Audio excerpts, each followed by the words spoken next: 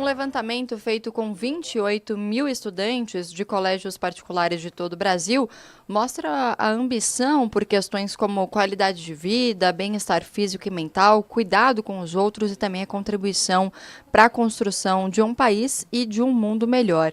E sobre essa pesquisa, o CNN Educação de hoje conversa com o Christian Coelho, que é CEO do grupo Rabbit, ou melhor, Habit, que também é consultor educacional. Christian, bom dia, bem-vindo aqui ao CNN Manhã, obrigada por aceitar conversar conosco. Bom dia, eu que agradeço. Christian, conta um pouquinho pra gente como é que foi feita essa pesquisa, né? Eu já mencionei aqui alguns dados, então 28 mil alunos de colégios particulares de todo o país, mas conta um pouquinho como é que foi a metodologia dessa pesquisa. Foram entrevistados, então, 28 mil famílias, sendo que os pais responderam para os alunos de educação infantil fundamental 1, os pequenos, e os próprios alunos fundamental 2 e médio. E o objetivo foi conhecer um pouco do que os alunos pensam hoje em dia. Geralmente as pesquisas são muito focadas na área educacional, pesquisa de satisfação, pesquisas mais relacionadas à gestão. Essa nossa pergunta foi no âmago. Nós perguntamos o que os alunos pensam. E chegamos a várias conclusões e muitas surpresas. Opa, vamos contar algumas delas aqui então, professor, porque quando o senhor fala de constatações e surpresas, vamos começar com as surpresas então. O que é que surpreendeu os senhores nessa avaliação e nesse levantamento? Uma das perguntas foi, imagine você, os alunos, com 40 anos, organize em ordem o que você considera mais importante para a sua vida adulta. Então, para os pais dos pequenos e para os alunos do ensino fundamental 2 e médio, dos jovens, as respostas, a primeira, segunda e terceira resposta foi muito parecida, que é, primeiro, qualidade de vida e bem-estar físico e mental, ter paixão pelo que faz e uma remuneração e uma tranquilidade financeira. O que nos preocupou muito, nos itens associados à empatia, à benevolência, ao olhar ao próximo, caiu a qualidade dessa resposta a partir do Fundamental 2 e médio. Quando foi perguntado contribuir para um Brasil melhor, a nota para os pais foi 4 e para o Fundamental 2 e médio despencou para 7 e ensino médio 9. Na parte, quando eu falo nota, não, é como ordem de prioridade. Então, o que significa? Significa que para os pais está em 4º lugar contribuir para o Brasil e para o mundo melhor, e está em 7º e 9º lugar para os jovens. Os jovens são mais egoístas, então, nessa história, professor? Como? Eles são mais egoístas, então, nessa história? Estão mais egoístas. Tá. E quando foi perguntado cuidar ou melhorar a vida dos outros, então empatia, quando foi perguntado para os pais dos pequenos, ficou em 6º e 7º lugar, que já foi um número baixo, e 8º e 7º lugar, também a média foi menor para os jovens. Então, o que significa? Qual a constatação que nós chegamos? Que existe uma pressão muito grande nos jovens para alcançar os objetivos sociais. Então, e econômicos, entrar numa boa faculdade, ter um bom emprego, ter bens materiais, isso faz com que eles acabem pensando neles mesmos. Isso é muito ruim. Isso foi uma novidade para a gente, né? Eu confesso que por aquilo tudo que a gente acompanha, né, Nicole, de um modo geral, a gente pudesse ter uma resposta diferente, né, professor? Nós imaginávamos justamente isso, que é uma geração que pensasse mais, tivesse mais empatia, mas não é o caso. Mas nós não culpabilizamos os jovens, em sim a pressão social e econômica, principalmente no momento de crise, e também após pandemia afetou, né, isso. E vocês também perguntaram para os alunos na questão da interação, né, entre um e outro, né, professor Christian? E essa pesquisa retratou que metade dos alunos acham que interagem pouco. Por que isso pode estar acontecendo? A gente pode acreditar isso às redes sociais, às plataformas digitais? Qual que é o impacto disso tudo também? Então, o que também foi uma surpresa para nós, porque eles deixaram claro que as redes sociais não suprim as necessidades sociais. E a interação social ter um impacto, tem um impacto significativo na saúde mental dos jovens e adolescentes, né? Os estudos mostram que aqueles que têm dificuldade em se relacionar tendem a apresentar maiores níveis de estresse, de ansiedade, depressão e agressividade.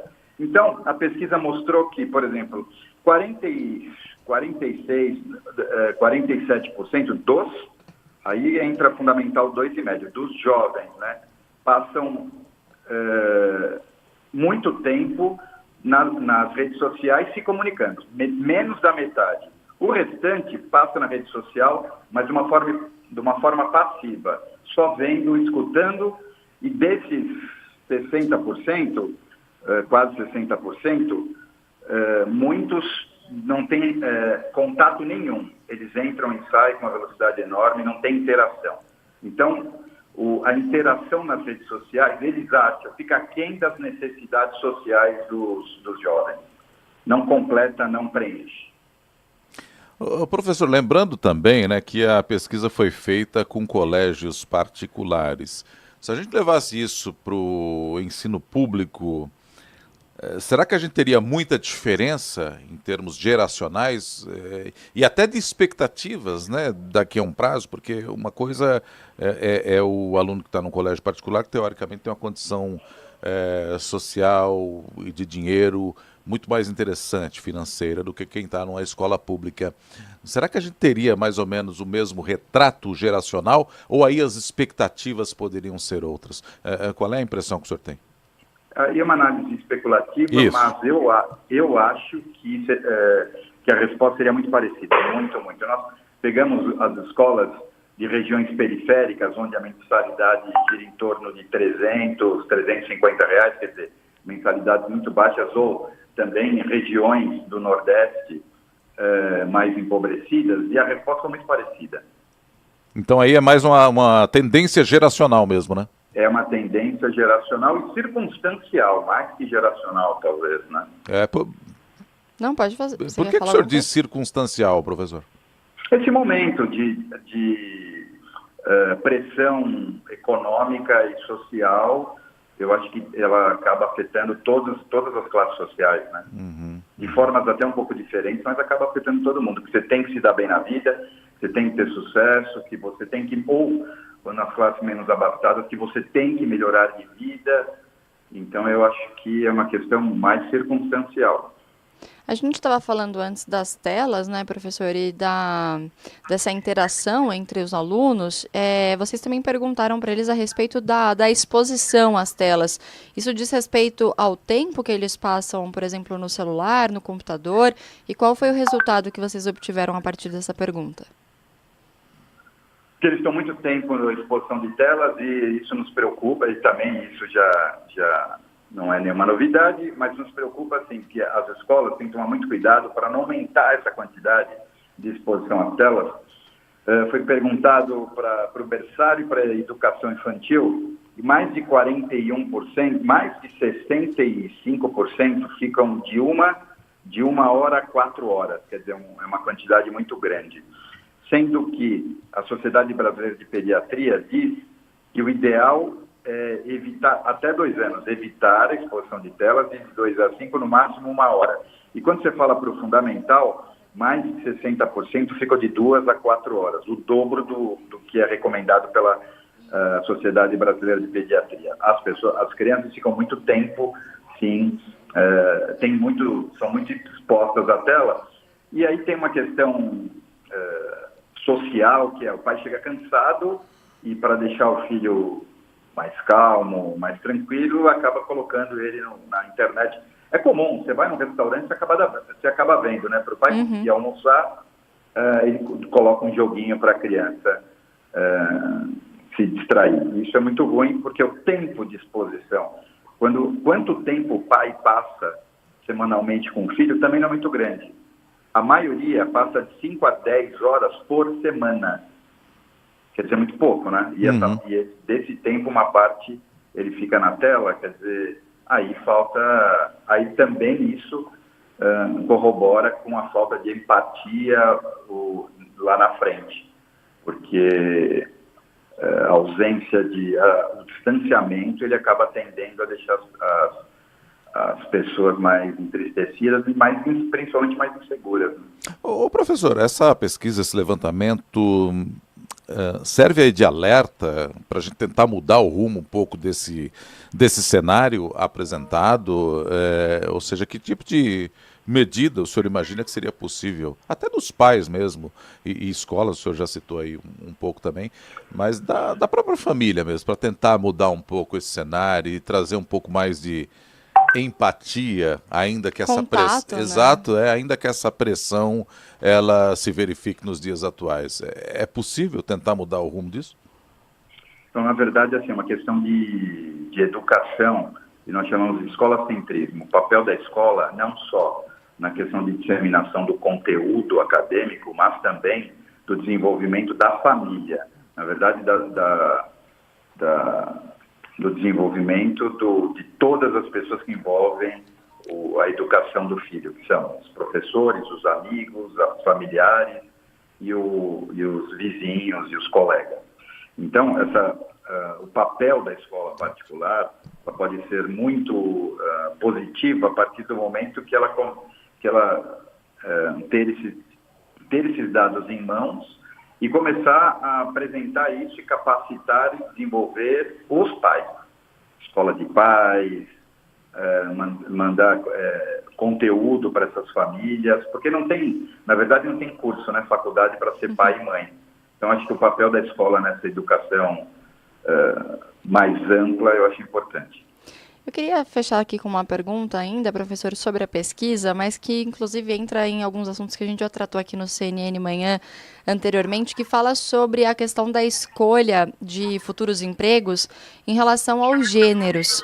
E essa questão apareceu também ali nos resultados, né? Eu peguei aqui alguns dados que saíram nessa pesquisa, de que 33% dos alunos do sexo masculino optaram por tecnologia da informação, ciência de dados e inteligência artificial.